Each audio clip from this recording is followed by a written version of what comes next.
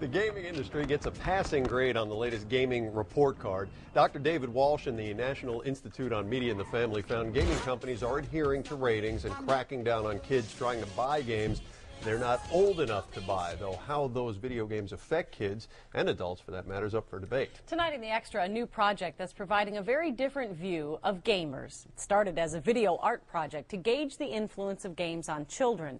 And as KARE 11's Rick Capcella reports, its goal is to put us right in the midst of their virtual worlds. Round one, fight.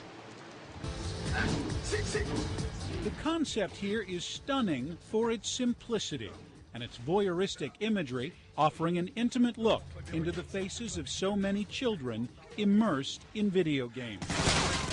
It's the look on their faces, their focus, their frustration.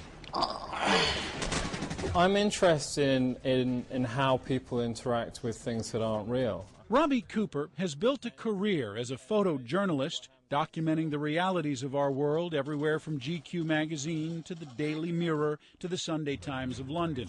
But in recent years, he's been more focused on the virtual world, specifically our interaction with video games.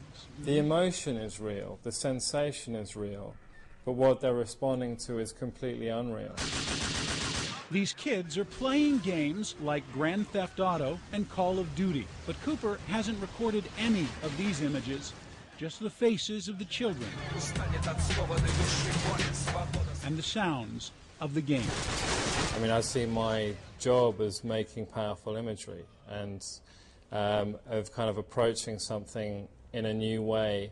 And I guess part of the point is about sensation rather than meaning. I'm examining their sensation. He says video games are a great case study because they offer little in the way of real meaning and a lot in the way of sensation.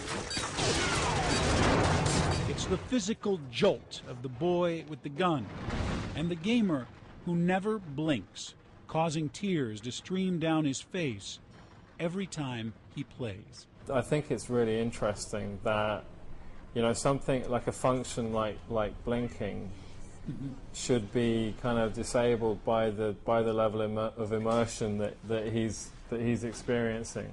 Ultimately, Cooper sees this as art. He'd like to get you in a museum somewhere filled with the sound of the games and the faces of the children looming large on the walls all around.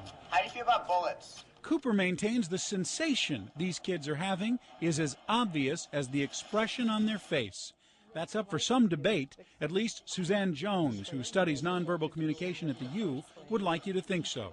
You cannot say that the facial expression that we see is a complete readout of internal states. In fact, Jones argues facial expressions, like the ones on these kids, are purely communicative, separate from their emotional state. I think we're trying to make the argument here that video games, induce a certain emotional state, but they really don't. So, because you're responding to the games. That's an analysis that is a laboratory analysis that is abandoned as soon as you walk out of the laboratory, because we don't live our lives that way. David Walsh is founder of the Minneapolis-based National Institute on Media and the Family. He's been studying gaming and the effects of gaming for years.